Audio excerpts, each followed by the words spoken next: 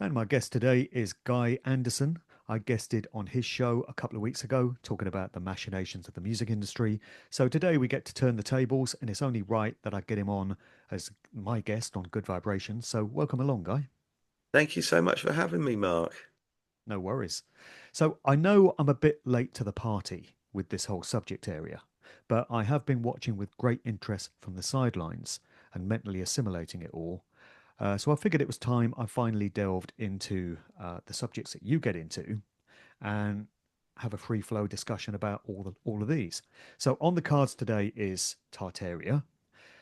That's the main overriding one, I guess, and it ties into the idea of great resets, including the idea of a current one that we may be living in, world's fairs, orphan trains, mud floods, and genetic cloning.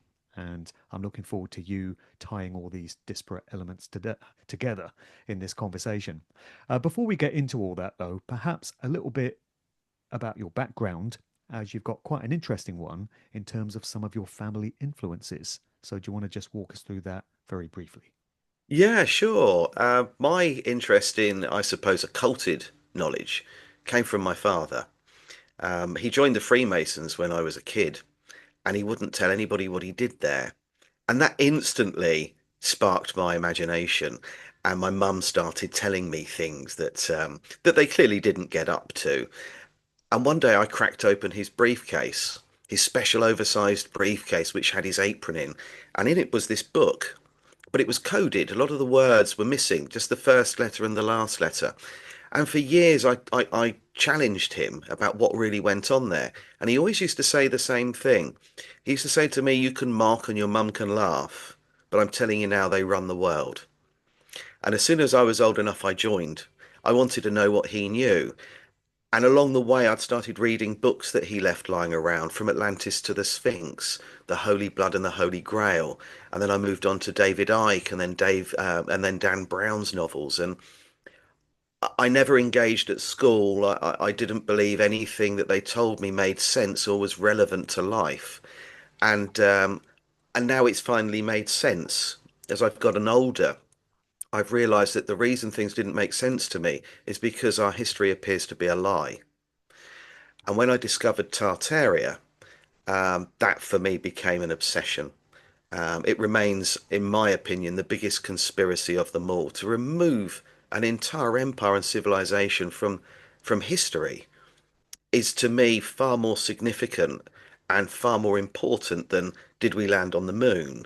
What happened at 9/11? I think this is perhaps the biggest conspiracy that exists.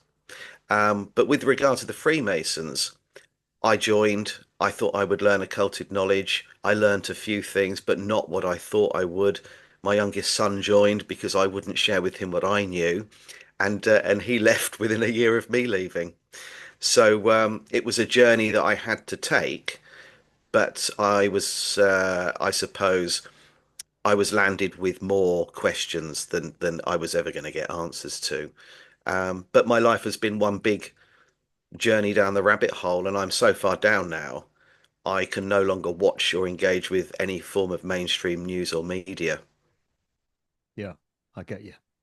Why wouldn't you share your knowledge with your son? Is that down to the oath of allegiance of secrecy that you took in the ranks?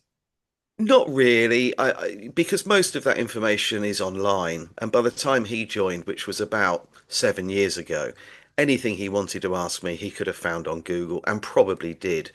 I wanted him to decide for himself whether or not that this was a journey for him. He was obsessed with the Knights Templar.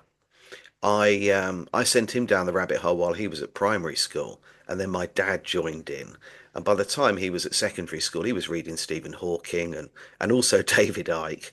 But because of his passion with the Knights Templar in particular, and he was a huge fan of Freddie Silver's work. I don't know if you're aware of him.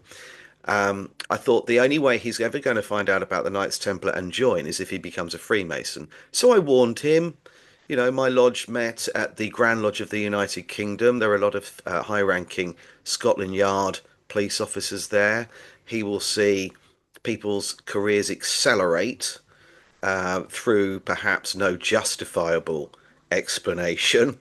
And he might see things that he doesn't agree with going on. But if he wants to be a Knights Templar, he has to do this first. Yeah. So ultimately, the Masons didn't want you, or was it your decision to walk away? I walked away. I didn't align with them anyway. I joined because my father wouldn't tell me what he knew, and I wanted to explore occulted history by doing something that I thought would give me access to information that isn't in the public domain. But actually, it was a friend of mine in the end that got me to join his lodge, and he's a retired athlete. His name's Derek Redmond, and he was the 400-meter world champion. He was married to Sharon Davis for quite some time. I joined with him, and he joined a celebrity lodge in London, which I suppose the only person that's still about now that's a member of my lodge. And I call it my lodge because although I haven't been, it's Hotel California. You can check out any time you like, but you can't leave as such. I am a Freemason. I'm just not a practicing one. But Jim Davidson was in our lodge, Ronnie Scott, Dick Emery. So it was a celebrity lodge, I suppose, of sorts. But by the time I left, the majority of people at that lodge were serving police officers. One of them was the Met's advisor to the Prime Minister. Right. Do they have any concerns about the likes of you walking away and divulging secrets? Or do they just assume that you're not going to do that? I didn't get high up enough to share anything of significance because, as I was saying a second ago, um, anything that I learned, you can Google. There are books on it. I got to the third degree, which they call Master Mason, but there's 33 levels. You're not supposed to share the passwords. You're not supposed to share the secret handshake, which they call a grip. But that's about it. But again, anyone can jump on Google. There's probably YouTube channels out there showing the handshake and talking about the passwords. Yeah. So yeah, at the third of 33 rungs of a ladder, I didn't know anything that's going to change the world. And people leave all the time, sometimes because of ill health. Sometimes they just lose faith in it and just walk away. But I haven't heard from anybody since I've left. None of them. Hmm. I've just finished reading Dan Brown's current novel, The Secret of Secrets. Have you read that one? I haven't, no. It is amazing. It's a really gripping story. It's very cinematic. I'm picking up lots of tips myself for my own truth fiction novel that I'm writing, the completion of my trilogy. And I'm just marveling at how much he's managed to get into that book. There's so many literary devices and really clever ways of storytelling. But also, there's a lot of knowledge in there and a lot of wisdom, and a lot of it checks out. It's true. I do feel that there's a lot of disinfo in there as well, and he's rubbishing certain things which, truth alternative researchers get into. And it's almost as if he's reinforcing the official narrative on certain things.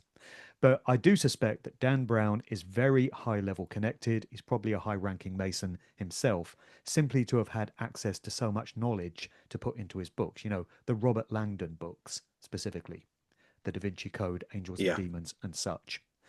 So, yes, I think Dan Brown knows a lot, and he strikes me as a man on a mission to kind of divulge certain things that they don't mind getting out there, or which serve some kind of agenda for them to be out there, but to keep the lid on certain other things and reinforce official narratives. How do you feel about that guy? I think you're bang on. Absolutely bang on the money. The first book I felt wasn't written particularly well. I'm not about to say I'm the best writer in the world. I'm not. Um, but it was almost like he was explaining things in the book. He felt a need to explain a lot of information, which lost the flow. And then when the films came out and Tom Hanks was given the lead role, Oh dear. alarm bells rang Yeah. immediately. So I agree. He doesn't appear to be someone who's a natural writer. He appears to be someone who has been given a task to get this information out there. Well, it could well be that the latest book was written by committee and he put his name to it, but there were a group of writers that all contributed to it because it's so complex. I can't imagine how one mind could have dreamt all that stuff up. And it's 8 years since his last Robert Langdon novel, so he's clearly taken his time over telling this story. And he's definitely developed, I would say, because that first book, The Da Vinci Code, was nowhere near as complex and layered as this one is. So I do marvel at this incredible story, but I can see that there's an agenda being served by it. Yeah, yeah, it certainly seems to be. It is Masonic through and through, Indeed. and also the main focus, obviously, with with his early work is that there is a scion, the bloodline of Jesus himself. Right. Um, where is he getting this information from? That is not stuff that you can find, and I totally agree. It's almost as if somebody is giving him this information, or a group of people are. But people say that about Shakespeare, don't they? That it was a committee rather than one person. Well, they do, and I think that's probably what's going on here. And maybe Mm, Dan Brown is the closest thing to a modern Shakespeare that we mm, have. But in this current book, the plot details a secret CIA sub-project, and it's very nefarious and it's very harmful to humanity. And it's hard to grasp how somebody of his prominence could be criticizing the CIA and shining the light on some of their dastardly black ops without their co signing of the story, without their mm, approval. I would imagine he'd get himself into really hot water if he mm. was doing this off his own back. So I think probably this was run by the CIA. We know this is the case with many movies. The CIA actually have a department that signs off the narratives and plot lines of Hollywood movies to make sure they're portrayed in a way that suits them. So that probably goes on with novels as well. Yeah, yeah, I think you're probably right. Mm. And do you know, the whole time that we've been talking about Dan Brown, I keep having Joe Rogan pop into my head. And I think that the same has happened with him, that he's allowed to have such an extraordinarily high volume of subscribers and watchers, and the some of the to have Trump come on your chat show, your podcast. I think he is doing exactly the same thing. I think he's controlled, and interestingly enough, he has never had anybody on there talking significantly, at least, about Tartaria. Right. Not once. And as you said, you said earlier on that you're late to the party. I think that it's only now that it's becoming almost mainstream that people are talking about it. So why isn't he? How does he miss that? Is he told what he can and can't say, who he can and can't have on in exchange for a rather large amount of money? Right. Probably so. Yeah, it has struck me that the whole Tartaria subject area is quite similar to things like Flat Earth and Mm, QAnon in the way that it spread like wildfire throughout the sort of truth alternative community in recent times. And it's quite incredible because so many people are talking about it now. And it's really a subject that you can't ignore, which is why I had to get onto it eventually. And it's not like I was trying to ignore it. I was just watching from the sidelines and getting myself up to speed with things. So this is the first conversation I've had of that nature. But it is a subject area whose time has come, it seems. I mean, many critics would say, oh, it's a psyop. The fact that everyone's talking about it proves it's a psyop. Is it that, or is it that this information has been uncovered by a few vigilant researchers, not least yourself, and it's captured the imagination of so many people and it's found fascination among so many observers that it's just kind of taken on a life of its own and snowballed exponentially? Why do you think it's such a popular subject right now? I don't know. I really don't know why it's now popular. I was looking into this a long time ago, and it was actually someone called Max Egan that introduced it to me. But I did something different to a lot of researchers. I started trying to find old books. I wanted encyclopedias, even works of fiction that mentioned it. And I stumbled across a couple of books, one written by Peter Fleming, Ian Fleming's brother, and the other is Marco Polo's Travels. And I realized that actually they were talking about Tartaria in the way in which I had found it on BitChute and Telegram and through Max Egan. They were describing exactly the same place. So I then got hold of some old encyclopedias, quite hard to get hold of. and sometimes quite expensive. And I found flags and crests and then maps. And I thought, well, if this never existed, why is there so much information out there? And then finally, I came across a CIA declassified document, which stated that the task was, this was in the 50s, to make sure that the whole history of Tartaria was completely removed. And it actually states in that, let's make this perfectly clear. We are going to falsify the history of Tartaria. And that to me was the catalyst. I then dug, and I started sharing information, and I was sharing it with people that didn't know what I was talking about. So I started telling them every time I say Tartaria, think Mongolia. Just think of the Mongolian Empire, and bear in mind everything we've been taught in history is inverted. So now I'm going to share this information with you. And I remember about 18 months ago, my Facebook group that I'd started got to 1,000 members. And I sat back and I said to my wife, wow, there's now 1,000 people on Facebook that are interested in this subject. But now it's nearly 40,000. So something has happened over the last 18 months.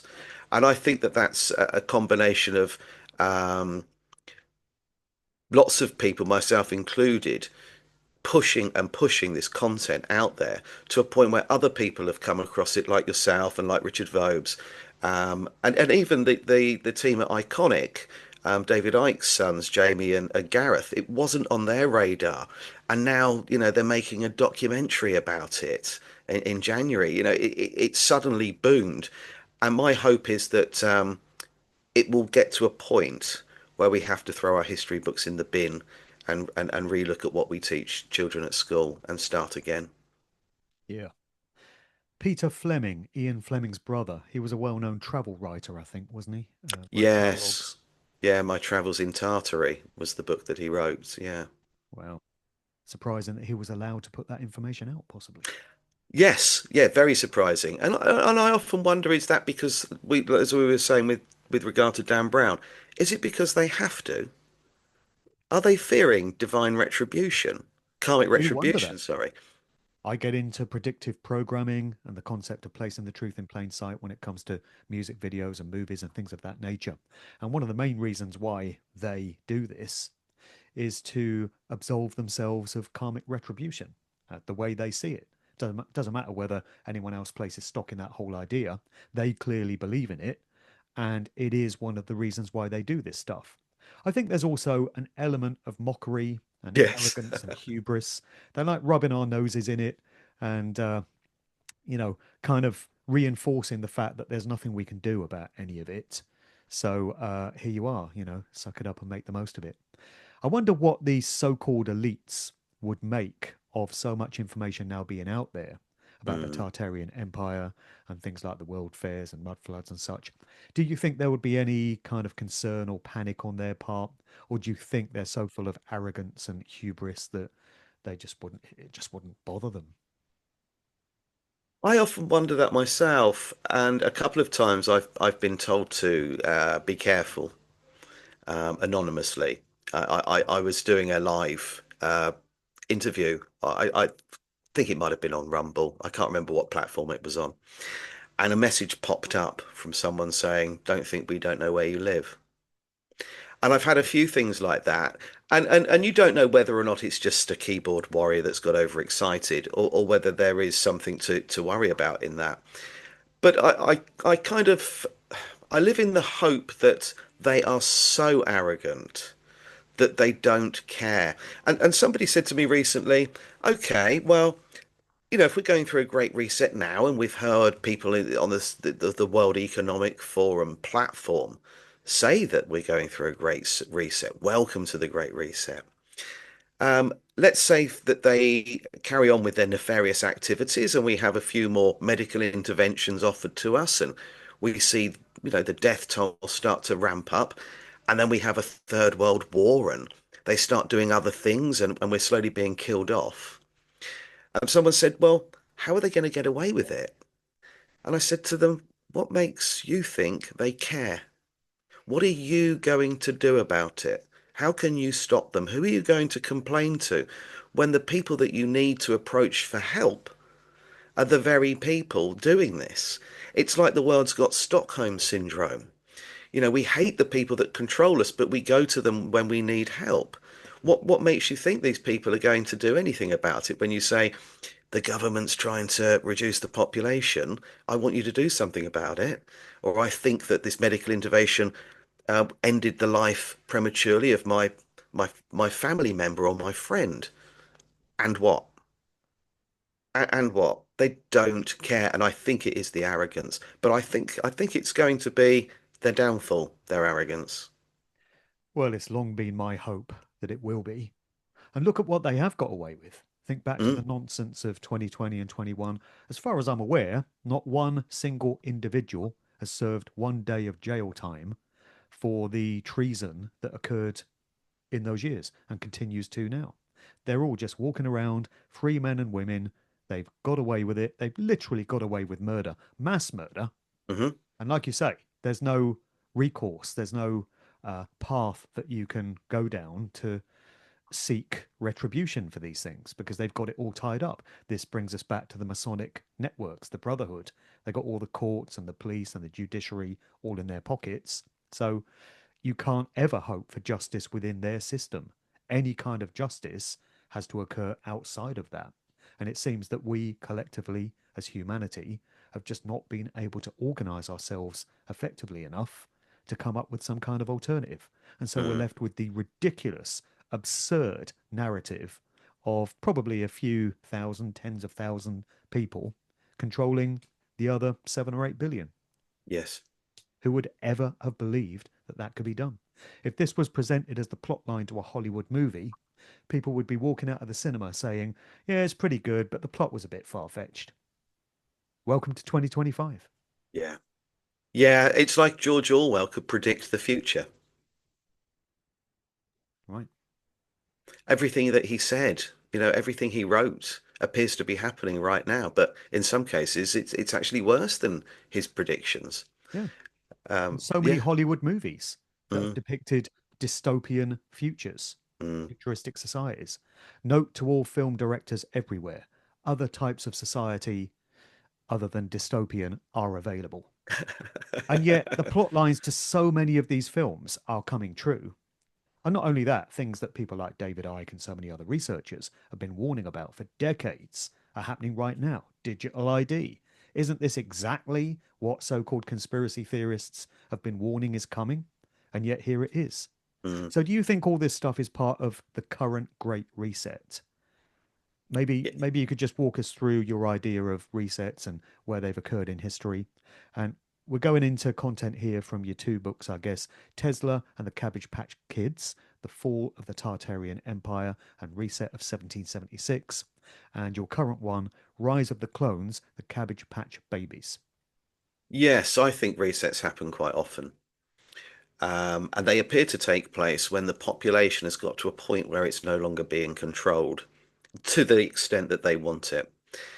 I think that perhaps the internet's fueled that.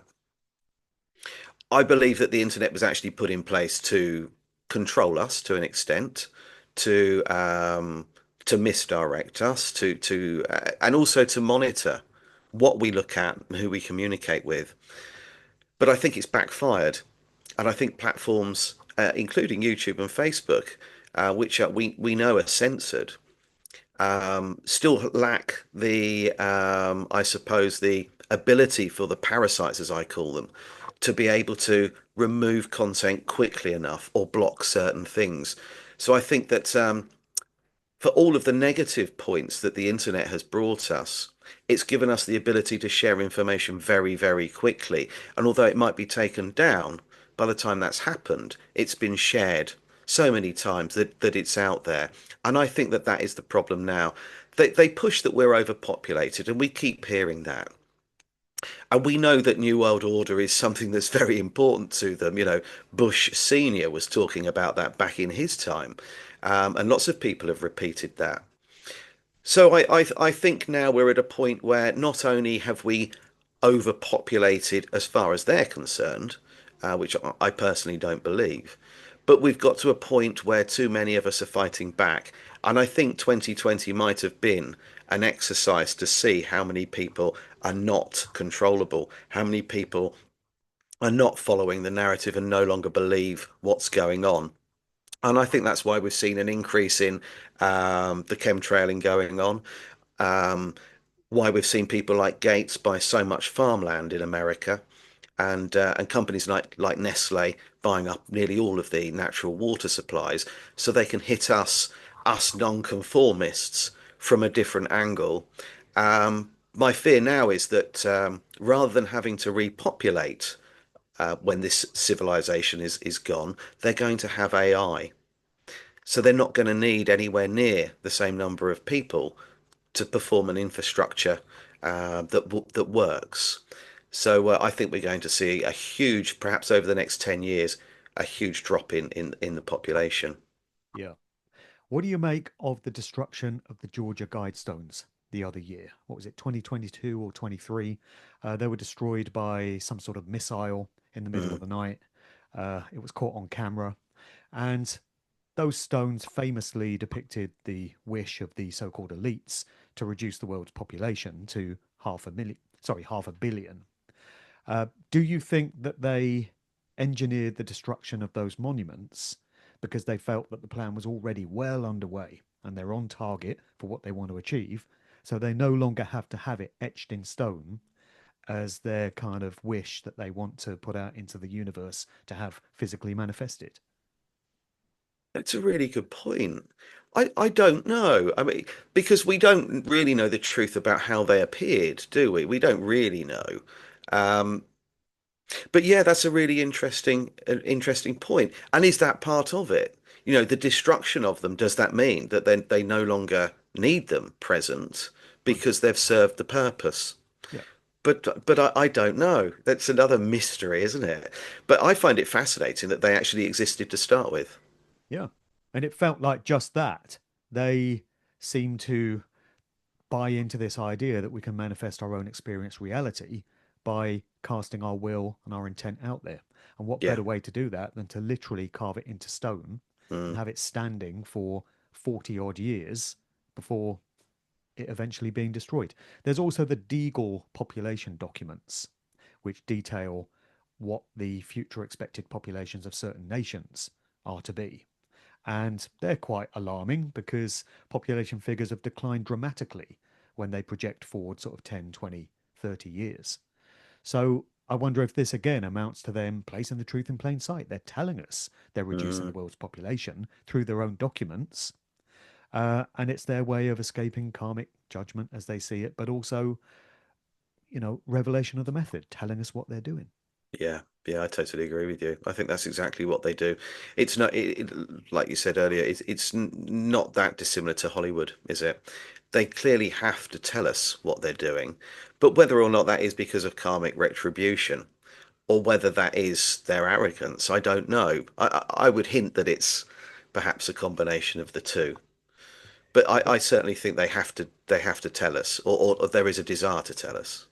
It's astounding to me that they're still getting away with it all because Mm, there are so many of us now, researchers, authors, filmmakers, so many people doing their own research on the internet. Like you say, this information is available in ways in which it just was not to previous generations. We've got all this information at our disposal. I know about Masonic handshakes. I've never been a Mason, but I know what the handshake is because that information is out there now. And it was mm, closely and jealously guarded for generations through the Masonic ranks. So all this information is out there. So many people know how to spot mind control symbolism in pop videos and how predictive programming works, but they're still getting away with it, even in spite of all this.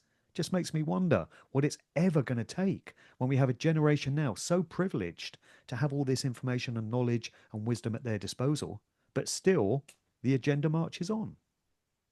You think that we at some point may end up seeing a civil war? Yeah, I do worry about that. We seem to be Mm. on the brink of it, particularly in the UK at this time. Yeah, I wonder. I mean, it's something that my uncle said to my mum. Now, my uncle is a lovely chap, but he's not very exciting. I don't think I've ever heard him swear. He's never said anything outrageous at all. He's very quiet. He's a retired architect and does a lot of cycling and walking. He's not somebody that would ever say anything to offend anyone. He's very quiet and quite introverted. And for the last few years, he's been telling my mum, I mean, he's in his mid 80s now, he's been telling my mum that we are on the brink of a civil war and he can see it coming. And he's the last person that I would believe would think that. So there's something happening. And of course, a lot of the protests, we were at one in Bristol a couple of weeks ago. None of this is being put on the news. None of this is being broadcasted. So what's actually going on? How many people this weekend alone will be marching or protesting somewhere about something? And it's being very, very well hidden.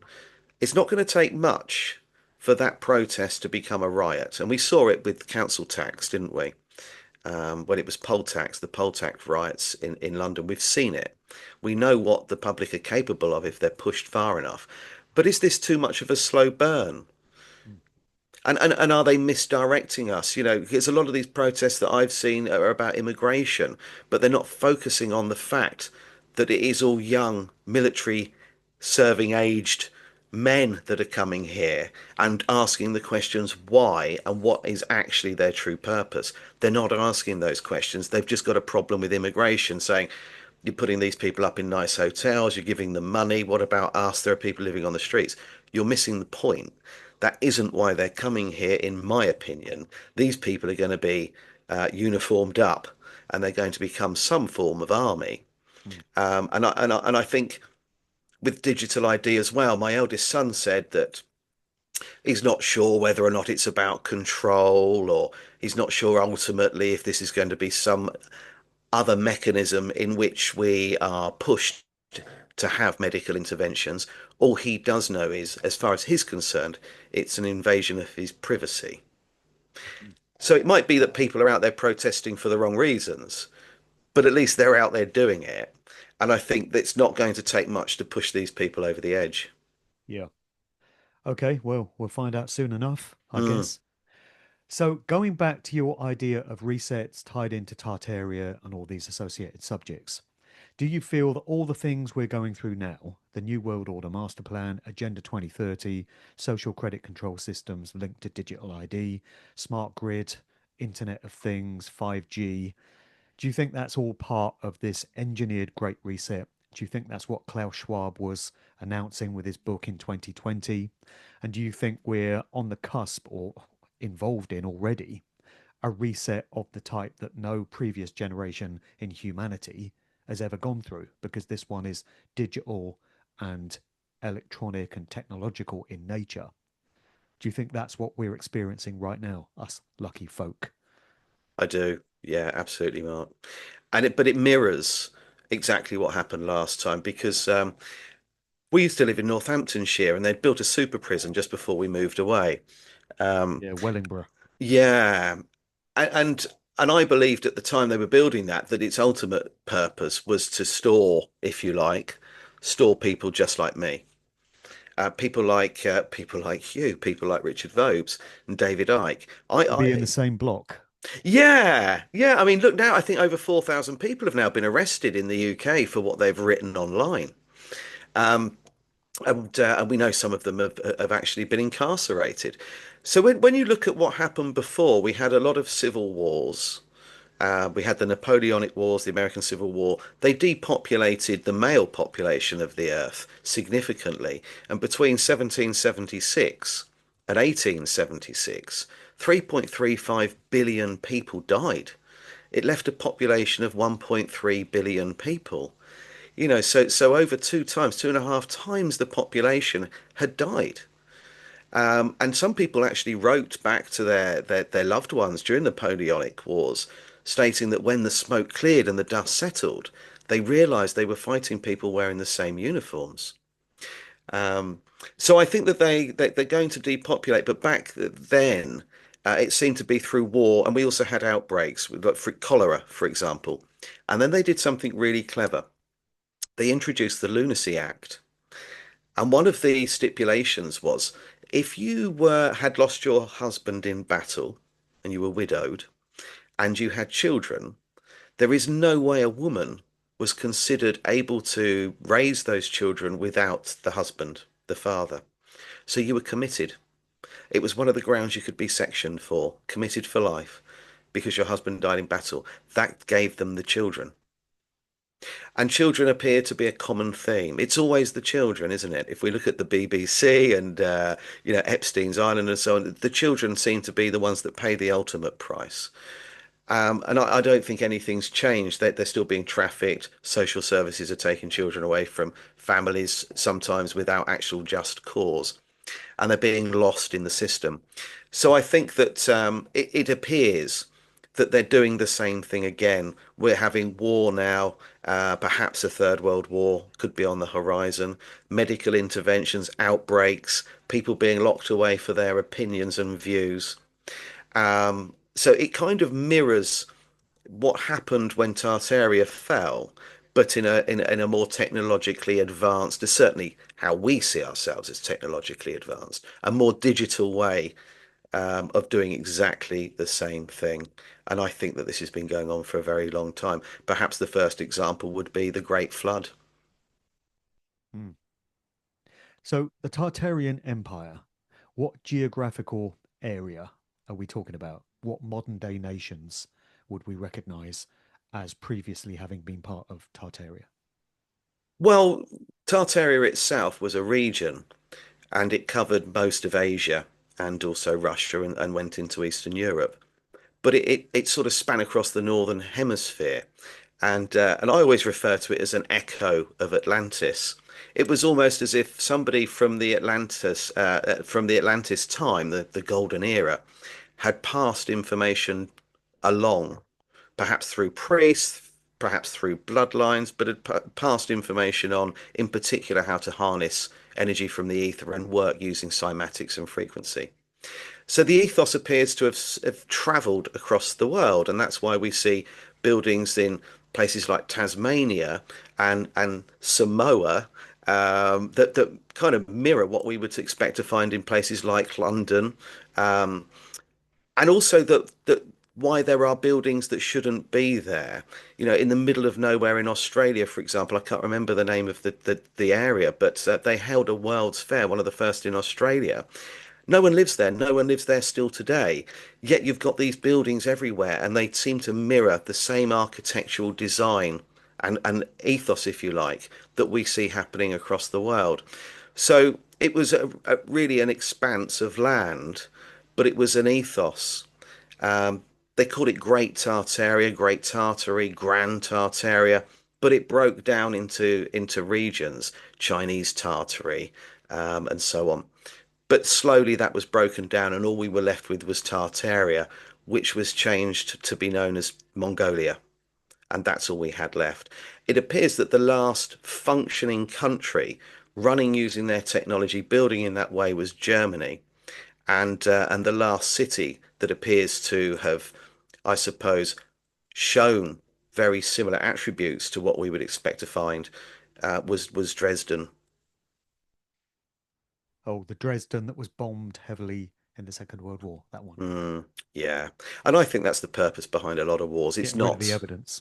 yeah, people say it's always about money, but I don't think that it is, and certainly not today.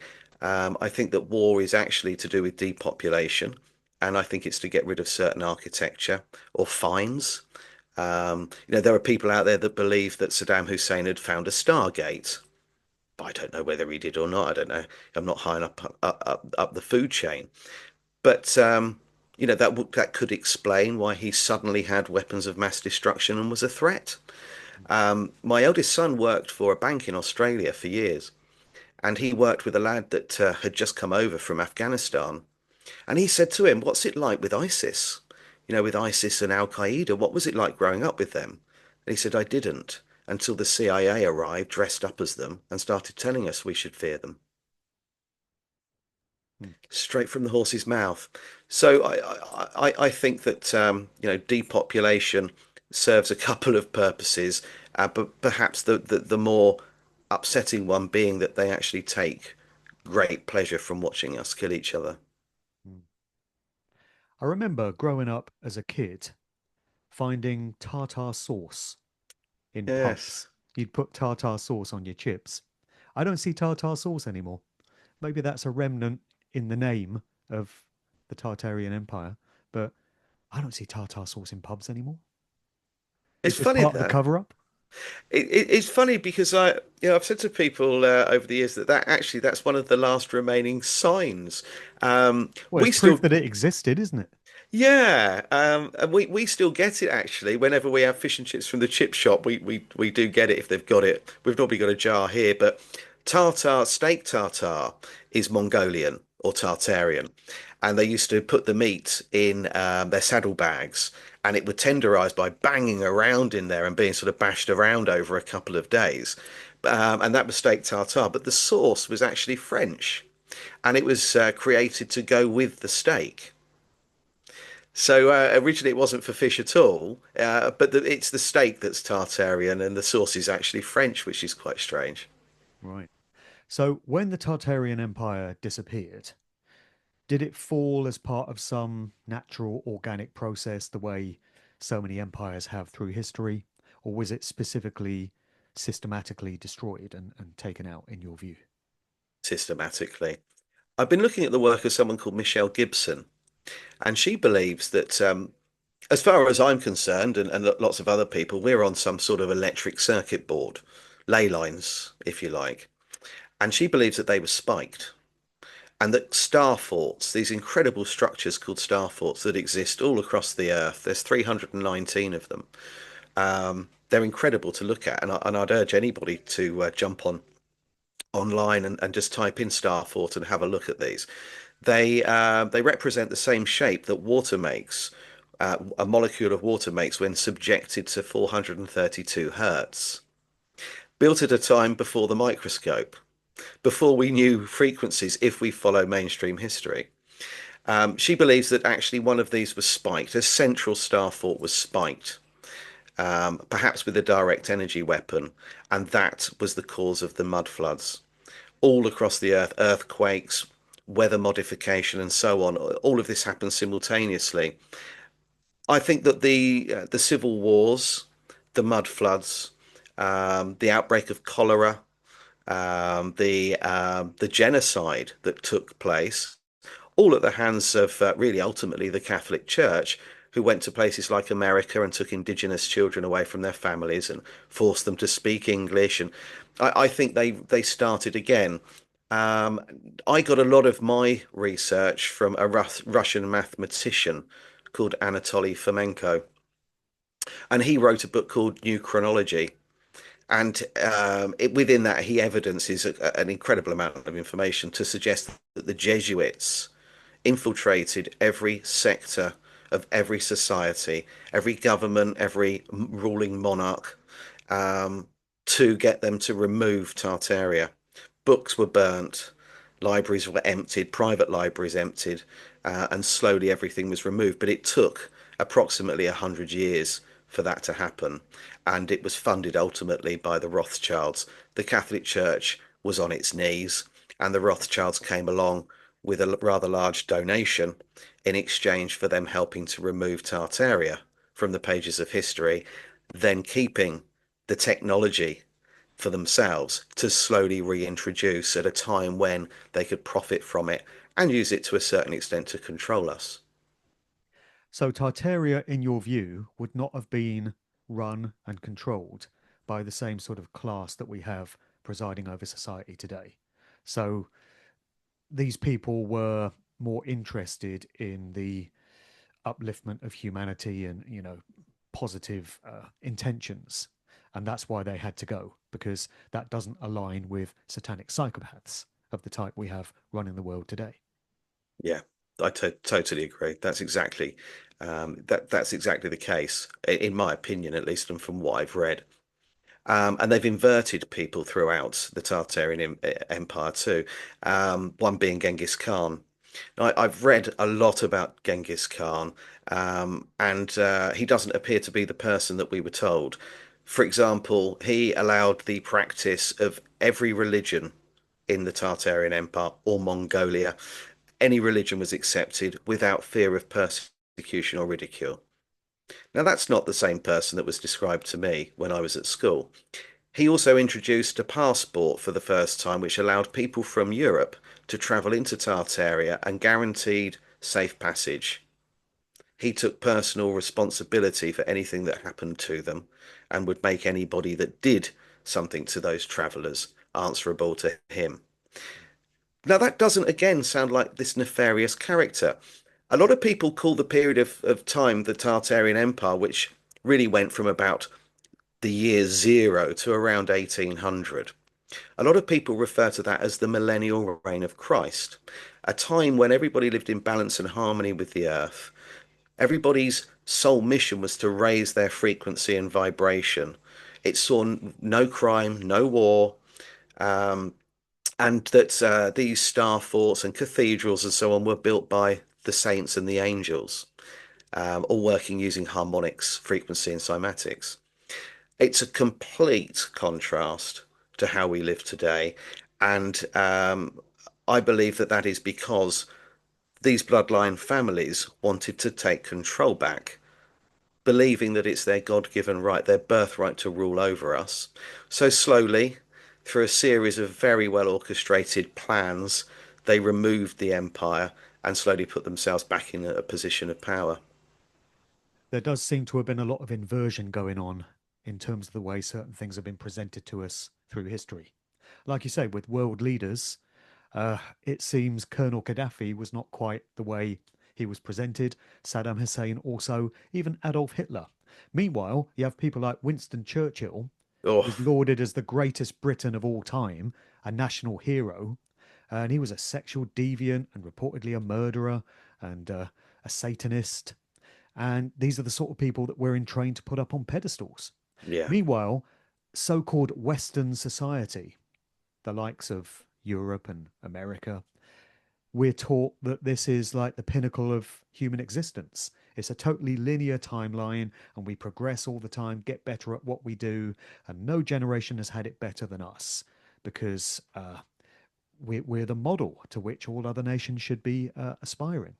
And that would appear to be inversion as well, because we've gone backwards in so many ways. We've regressed. We've lost a lot of technology. We've lost a lot of knowledge. We've lost a lot of morality and ethics. And yet we're told it's the opposite.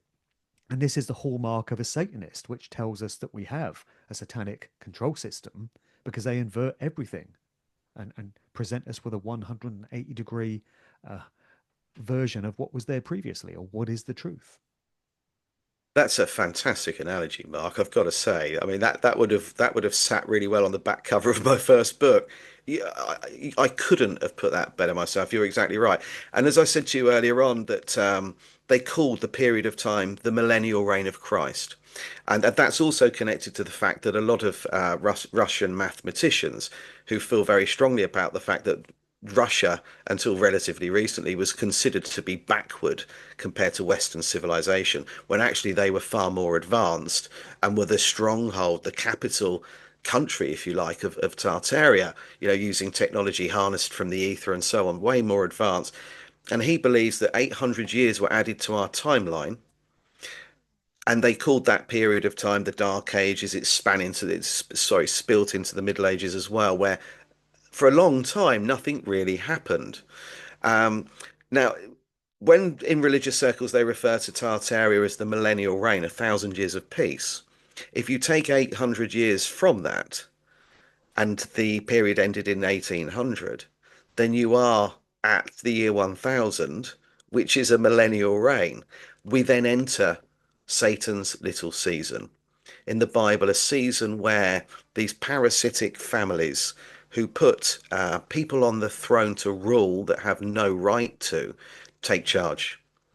And that appears to be what we're in right now. And that was the 4th of July, 1776, the start of New World Order. It's there for everybody to see. The Statue of Liberty, is proudly showing the world this. Lucifer's chain broken free around its ankle, when I think that statue is actually bastardized. And interestingly enough, to support Anatoly Fomenko's theory on the timeline being falsified, if you look at the M on the Declaration of Independence that the Statue of Liberty is holding, the M's out of line. It looks like it was added at a later time. So, yes, we appear to be in Satan's little season right now. Whether that's metaphorically alone or not, I don't know. But it is satanic and everything's been inverted.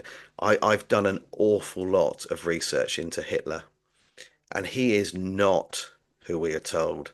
I've listened to speeches that have been correctly translated, and his beef is with the Jewish banking cartel, ultimately the Rothschilds, and the British Empire.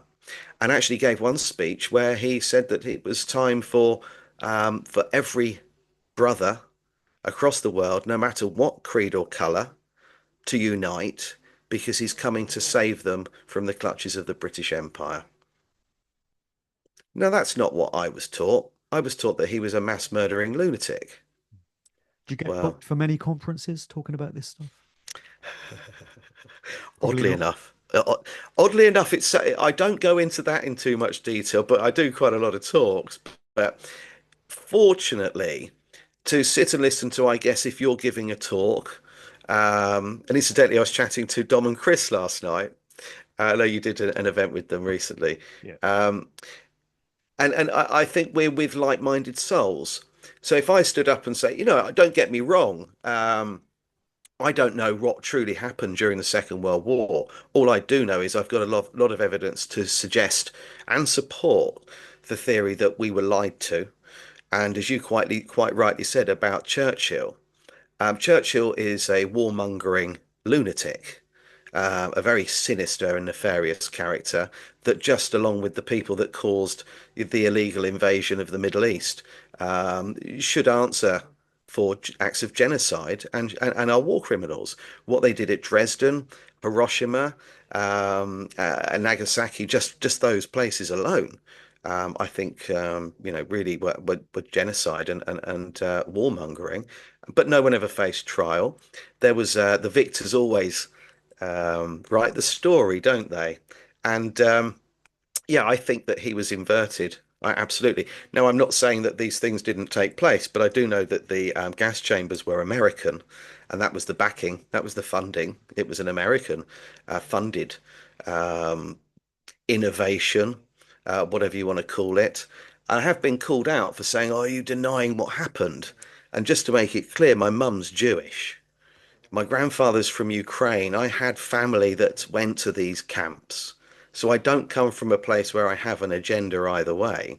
I have an issue with the truth. And to the best of my knowledge, the every prisoner of war that Germany took was unharmed, and people were queuing to get into Auschwitz, German people, because they were starving to death because the Allies had cut off their food supply. They were dying from starvation. They were queuing to get in. The place had ice rinks, an indoor cinema, outdoor cinema, a theatre, a library. When you start digging, the story we've been told appears to be a little bit different. And I'm not dismissing any of it. Just the further you dig, the more unbelievable it all becomes. People died, and I'm not dismissing that. But I don't think we've been told the truth about what really went on. And as I said, you know, weirdly enough, I am 34% Jewish. I don't know how that works. I should be 50%, but I don't know. But there you go. So I'm not coming from anywhere where I have an issue with any race, religion, creed, or color. My wife's Muslim.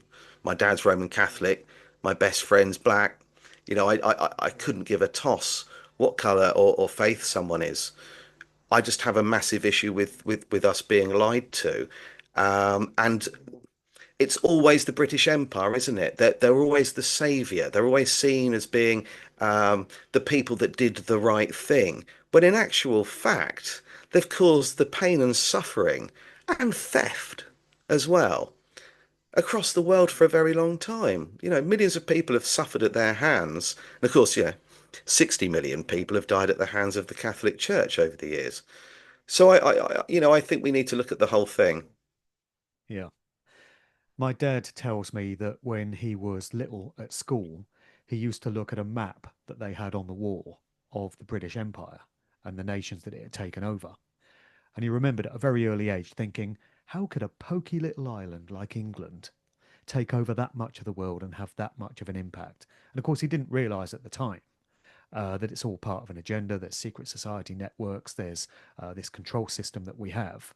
But it just seems unfeasible otherwise that a small nation could have conquered that many other countries.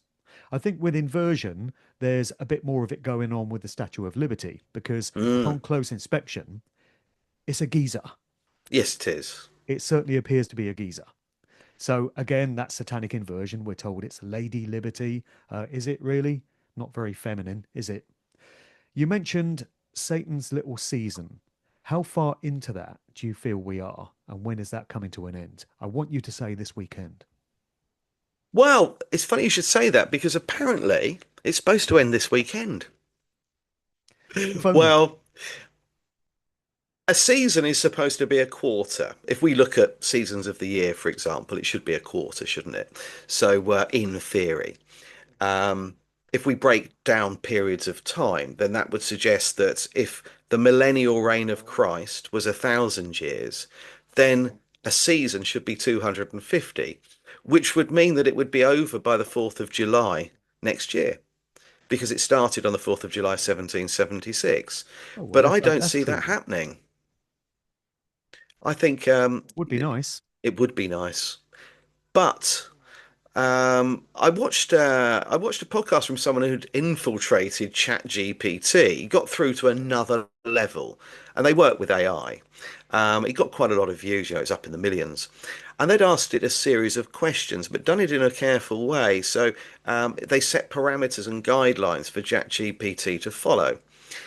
And in the end, it said that basically that 2032 was the point from which there was no return.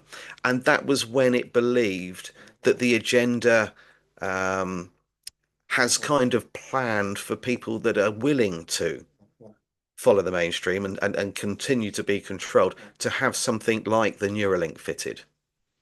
So we have this hive mind, this hive mentality, and that by that point, people that don't have the digital ID don't get the Neuralink fitted will be outside of the system, a little bit like we see in films like dystopian novels and so on, a little bit like Terminator or The Matrix. We're going to end up in that kind of situation, and that it said that people are using ChatGPT to a point now where it might be difficult for some to continue their employment or finish their masters or PhD without it because it's doing a lot of the work for them. So you imagine if you'd landed a job and ChatGPT was doing it all for you, and one day you woke up and it said that this option's only available now for people with the Neuralink, that you can't access this information. There's going to be a lot of people that buckle and go for it, not knowing that ultimately that's its objective. That appears to be the objective with ChatGPT, to get us to a point where we become so dependent on it we can no longer function without it. And then the threat of it being removed results in you having to take drastic action, and that the rest of us will be outside the system. It also says in the Bible that the mark of the beast will be on the hand or the forehead, and the hand is where a lot of people are suggesting this Neuralink's going to go. Sorry, I beg your pardon, this digital chip is going to ultimately go, and the Neuralink obviously in the mind.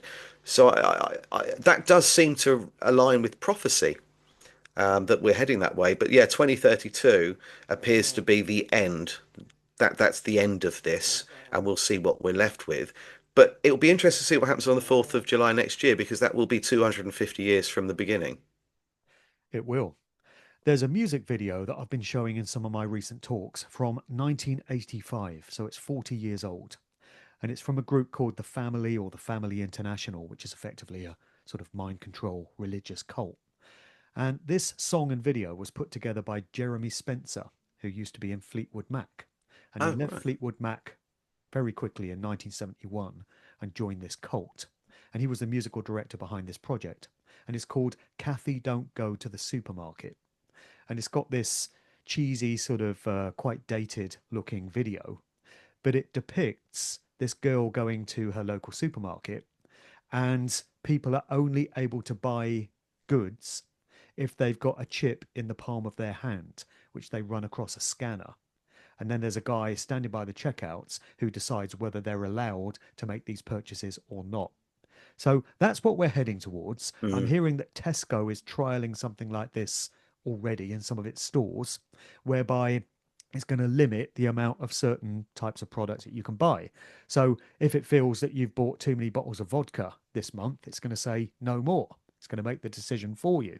And that's what was depicted in this music video from 4 decades ago. So it's quite clear that this is an agenda. Well, first of all, it's very real, and it's been known about by those on the inside for fucking ages. And it's only now that the rest of us are being allowed to play catch up.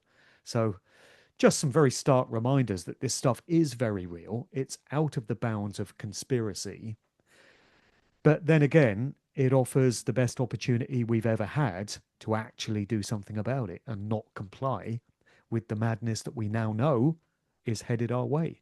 And if 2032 is that watershed point in history, it seems to me that it offers an opportunity for the likes of us who stand opposed to all that stuff to go our own way and not be a part of that kind of nightmarish society. Maybe that's the sort of civil war that you were alluded to earlier. It's going to be two camps in society, those that go along with the narrative and go along to get along, and those that say, hell no, not having it. Yeah, I agree. I think we've got to vote with our feet now. If Tesco's are introducing that, then we boycott Tesco's. I mean, I try not to use Absolutely. supermarkets And if anyway. Sainsbury's do it, boycott Sainsbury's. Yeah, Send a very absolutely. clear message. Yeah, and I think that's what we've got to do. And people have got to accept the fact that, this is not a time to be lazy. You might have to now travel a little bit further to get what you need. You might even have to pay a little bit more for it. But that's a small price to pay in comparison to complying and being told what you can and can't consume. Someone showed me the other day, and I'd seen this before last year at some point. They'd bought a sandwich. They were in London. They'd bought a sandwich, and on the back of it, it told them what their carbon intake was, or their carbon footprint was as a direct result of this sandwich being made. And I thought, well, here's a really good solution. Take the crap out of it, the chemicals, stop wrapping it in plastic packaging, and at least give the person that's eating it a fighting chance. We've got to boycott these places. And Absolutely. it might mean that you can't travel somewhere you wanted to. And I understand that there would be people that took the medical intervention in 2020 because they were stuck somewhere. They needed to get home or they needed to get somewhere or were going to lose their job. I understand that, and I'm fortunate not to have been in that position myself. But there were a lot of people that didn't question it, thought it was someone eating a bat from, a wet fish market in Wuhan, and off they went, rolling up their sleeves. I don't know if there's much we can do to help those people. I think they will comply regardless of what we show them. It's just going to be us, the rest of us that are going to fight back. Absolutely. Just going back to the idea of world's fairs, then, what, in your estimation, was the purpose of those? Because you had these amazing buildings, these monuments, which must have been very elaborate and very complex to construct, and they were effectively torched, shown off for a short period, then completely destroyed and erased from the history books. That seems incredibly wasteful. What do you think was going on there? Whitewashing and brainwashing. They serve two purposes. If anybody's ever been to or heard of the Ideal Home exhibition, it's kind of a bit like that. They were all really ultimately the design, if you like, of the British Empire to flex its muscles. Um, Even Charles Dickens criticised the London World's Fair, the Great Exposition. Exhibition, sorry. He criticised that incredibly, saying that it was the British Empire showing how advanced it was and everything that it had to offer. New technology coming out. Look at what we're capable of constructing in a very short period of time. Um, while people were dying on the streets from poverty. But they took place in every city and town, every major city and town in the world within a few years of each other. They were knocked up very quickly, some within as little as 6 to 9 months. If you do some digging into any of the world's fairs and check out the architect, They won't have built anything before it before. Some won the contract in a competition. There was one World's Fair that someone was telling me about a couple of years ago where they won the job in a competition. They wrote to them to tell them they'd won, and they wrote back to say, "Brilliant, I'll be on the next ship over." But they were in England. Sorry, beg your pardon. The World's Fair was taking place in Britain, and the architect that won the job was in Australia. Yet within 2 weeks of the winner being announced, they're on site, according to the narrative. Now, I'm not sure how they managed to get there within 2 weeks, and that's bearing in mind the letter had to be sent to them. They had to receive the letter telling them they'd won. So the narrative behind them all is quite weak. I believe the buildings were already there. They were painted white. Some were referred to as white cities. And they were painted white to mask their age. They looked brand new. There are images online of them covered in mud, people actually digging them out, sweeping mud away from inside. Um, and they put on display technology for the first time that people hadn't seen before. And in America, they claim that the Chicago's World Fair was attended by three-quarters of the population. But it doesn't tell you where they stayed or how they got there. There weren't enough hotels. There weren't any toilets. So the whole thing's rather strange. So the official narrative is they think people camped there and brought their own tents with them. And as you quite rightly said, most of them were destroyed shortly afterwards, some by accidental fires and some were demolished. But on display, they would have exhibits from the incubator babies to Tesla's innovations and also indigenous people. They were amusements and they were labeled as savage. Look at this primitive and savage tribe. So white people were considered to be the dominant and superior race, and indigenous and black people from all over the world were put on display and mocked. And it was a flex of the British Empire showing how more advanced they are than anybody else, and a mark of them moving forward into the Industrial Revolution. So yeah, a huge mass brainwashing exercise and whitewashing history as well. Yeah. You also make mention in your books of Cabbage Patch Babies. And when I first heard that term recently, my mind went back to, I think it's probably the 1980s. There was a range of toys called Cabbage Patch Kids, these rather ugly dolls. And thinking about it now, that seems to be more of this tenet of revelation of the method. They're actually telling you about these Cabbage Patch Kids by naming a range of dolls after them. So, what is that all about in history, in your estimation?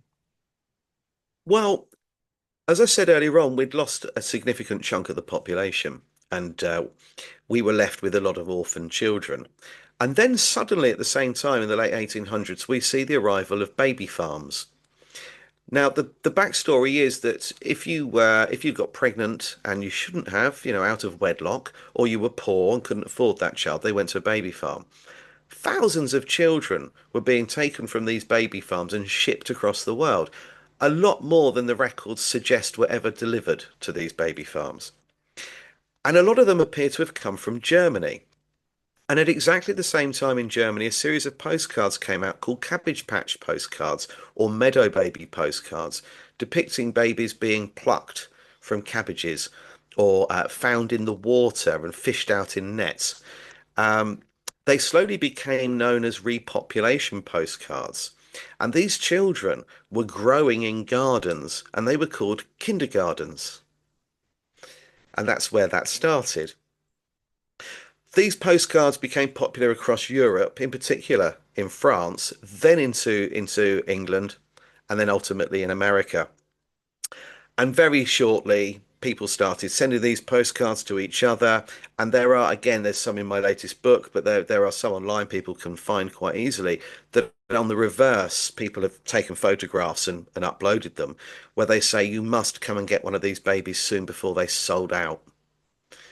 People were buying them. You could win babies in raffles. There was this huge boom in babies to a point where it had doubled the population. We'd lost 3.535 billion people, and we went from 776 million to nearly 1.4 billion within just a very short period of time, in far quicker um, time than you could naturally reproduce to any significant level like that.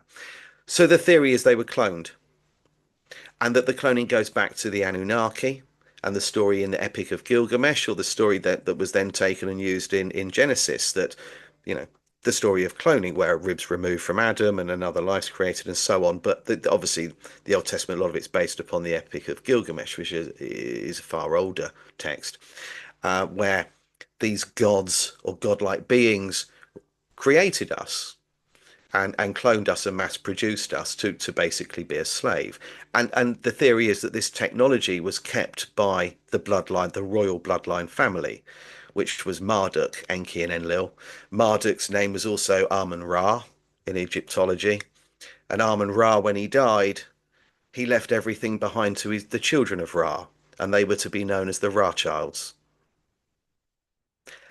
They've kept this technology. They used Germany to pump the new children out there. They were then distributed across the world along with the orphans and babies that went into the baby farms.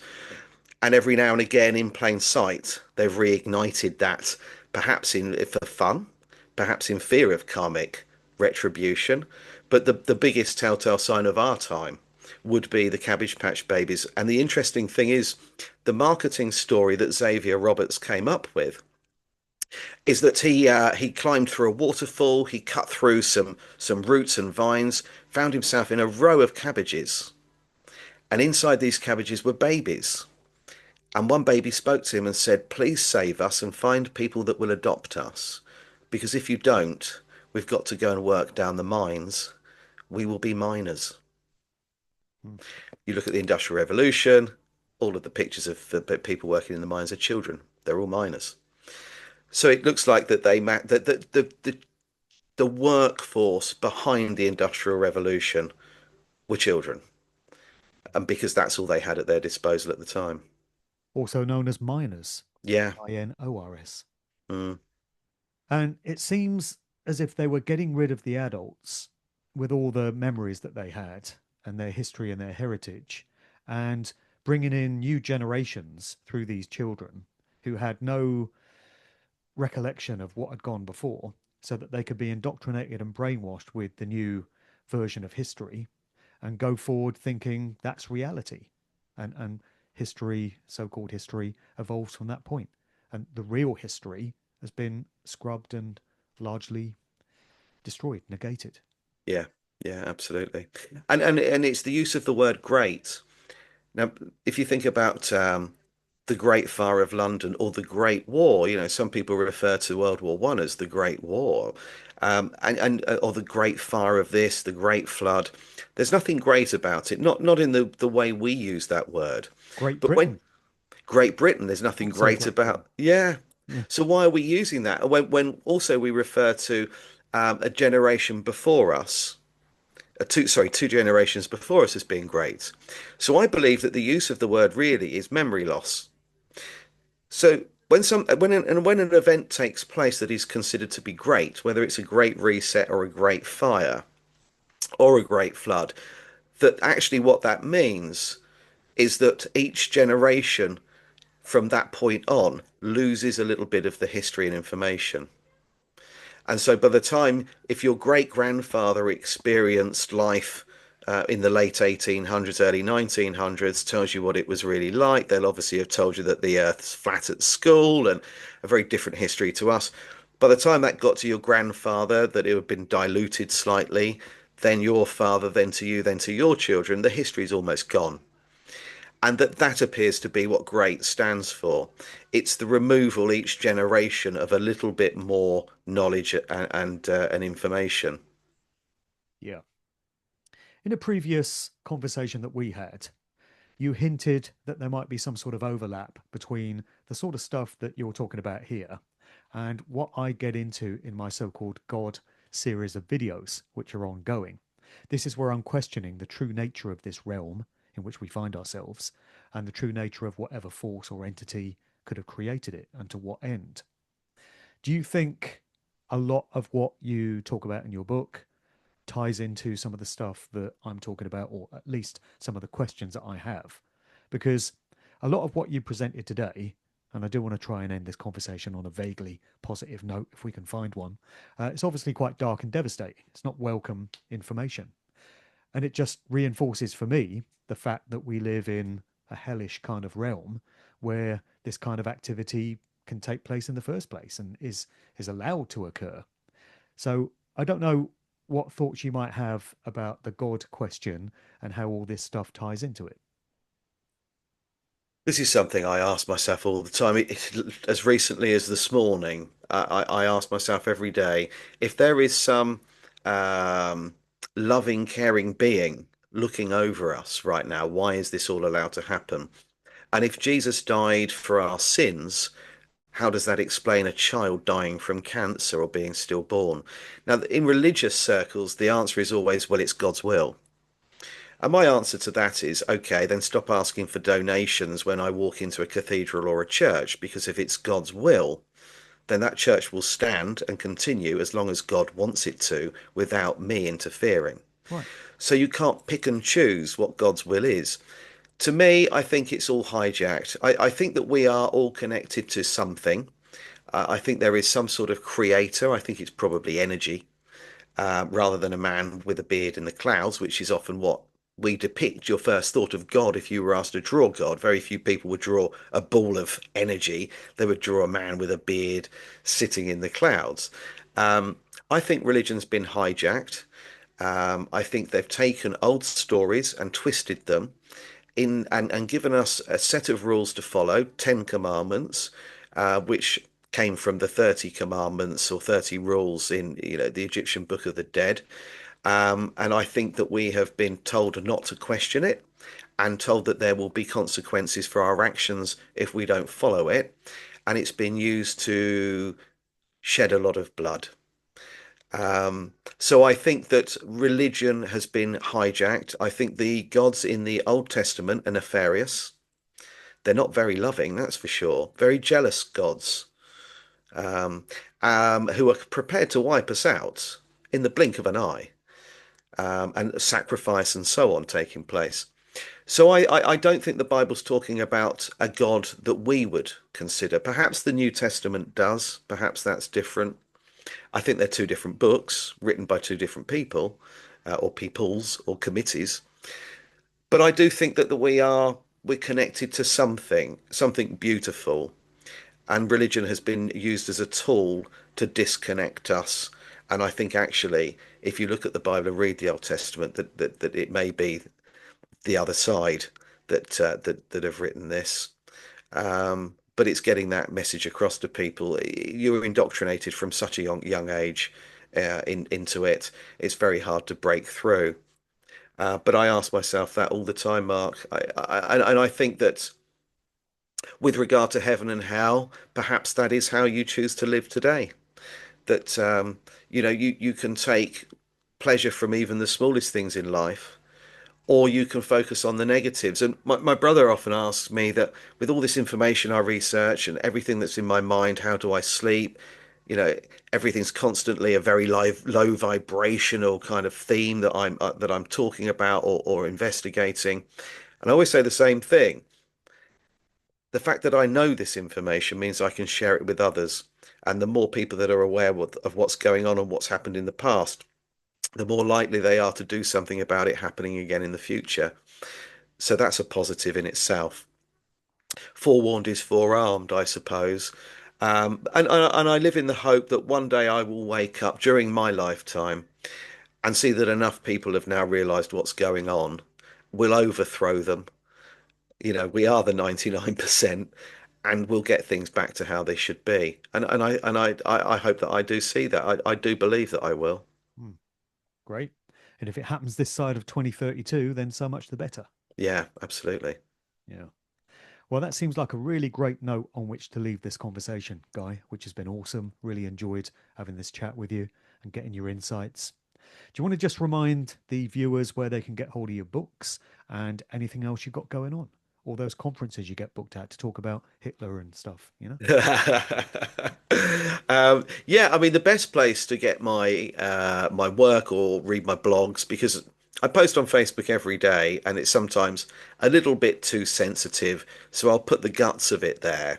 but I use my blog on my website because I know I'm not going to restrict myself at any point. So you can read my blogs, get a bit more information, and buy signed copies of my books from my website. And that's called the Tartarian Empire.com. Sorry, .co.uk. Sorry. Um, they're also available on Amazon because Amazon published them. It's print on demand, which for me was the only viable way of me being able to do this. I certainly wasn't going to get a publisher to back what I've written. And as for talks, I tend to put them up on my Facebook page. I'm at Lyndhurst this Sunday. I was at Stroud last Saturday, doing one in London in January and Dublin. Yeah, but I do put them up on Facebook. And again, there's a link to that on my website, so they can find YouTube, Facebook, whatever links on my website. And I think we're both doing Gloria Moss's Questioning History, Questioning Science weekend in March. Yes. Slough, I see you're on the flyer for that. You're going to Mm, be talking about all this stuff. I'm going to be talking about predictive programming for cultural conditioning. So that should be a really great event because Gloria's taken a bit of a break from those events, but she's bang on it when it comes to questioning official versions of history. And she's that rarest of entities coming out of academia but being mm, prepared to question everything that she's been told through her life. And now she puts on these great events with awesome speakers addressing these different aspects of how we've all been lied to. And finding out that we've been lied to is empowerment. That's the first step yes. towards doing something about it. So that would be a good one. That's questioning at the Delta Hotel in Slough. I think that's mid-March with both of us. Yeah, yeah, looking forward to that. But yeah, I try and at least once a month get out there and do a talk somewhere. But it just depends on who wants me and where. But I'm hoping next year to get out to America Mm. because I think that the work you and I do, in particular, resonates very strongly there. A lot they took they the shitty end of the stick with a lot of this stuff at the hands of the British Empire. I think with America, you have to locate the right cities and the right states that are going to be open to this because a lot of the cities there, sadly, a lot of the big prominent ones are woke as hell and they're just got. And it's very difficult to find enough people that are interested in discerning the truth. So you just have to pick the right cities. I'm sure Yeah, American viewers watching this will be able to advise where they are. yeah. Yeah, I hope to get out there because one, I've been there a few times, but I haven't been to a lot of places I would like to see. Certainly now with different eyes than I had back then, knowing what I'm looking for. But yeah, I mean, but one place that's at the top of my list actually is Austin in Texas. I hear that's a really good destination, Mm, really good place that would be open to this sort of information. mm. Yeah, hopefully I'll make it. Yeah, hope you do. All right, mate. Well, thanks for coming on. Great chat. Really glad we did it. We didn't actually get into the whole cloning thing and the Anunnaki and stuff like that. So maybe there's a separate conversation there for the future at some point. Yeah, I'd love to do that. Yeah, absolutely. That's something I've been researching for a lot longer than Tartaria. Hmm. So yeah, I'd love to. Absolutely. Okay. Well, thanks for coming on today. Thank you for having me. Cheers.